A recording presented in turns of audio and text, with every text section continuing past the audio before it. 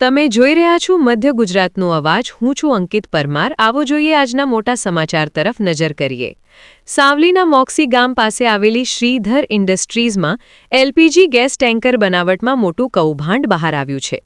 વડોદરા જિલ્લાના સાવલી તાલુકાના મોક્સી ગામ નજીક આવેલી શ્રીધર ઇન્ડસ્ટ્રીઝમાં એલપીજી ગેસ ટેન્કર બનાવવામાં ગંભીર ગેરરીતિઓ સામે આવી છે. માહિતી મુજબ કંપની દ્વારા સુરક્ષાના જરૂરી માપદંડોને અવગણીને ટેન્કરો તૈયાર કરવામાં આવતા હતા, જે લોકોના જીવન માટે મોટું જોખમ બની શકે છે. સૌથી ચોંકાવનારી વાત એ છે કે ટેન્કરની જાડાઈમાં પણ ઘોટાળો થયો છે. જ્યાં 18 mm જાડાઈ હોવી જરૂરી છે, ત્યાં 16.92 mmથી પણ ઓછી જાડાઈવાળા ટેન્કરો બનાવવામાં આવ્યા હોવાનું બહાર આવ્યું છે. આ ઉપરાંત તપાસ દરમિયાન એ પણ ખુલ્યું કે ઇન્સ્પેક્ટરો દ્વારા યોગ્ય ચકાસણી કર્યા વગર જ સર્ટિફિકેટ ઇસ્યુ કરવામાં આવ્યા હતા. કેટલાક કિસ્સામાં તો બનાવટી સર્ટિફિકેટના આધારે મંજૂરી અપાઈ હોવાનો પણ ખુલાસો થયો છે. આ મામલે પીઈએસઓ દ્વારા કંપની અને કોલકાતાની થર્ડ પાર્ટી એજન્સી સામે પોલીસ ફરિયાદ નોંધાવવામાં આવી છે.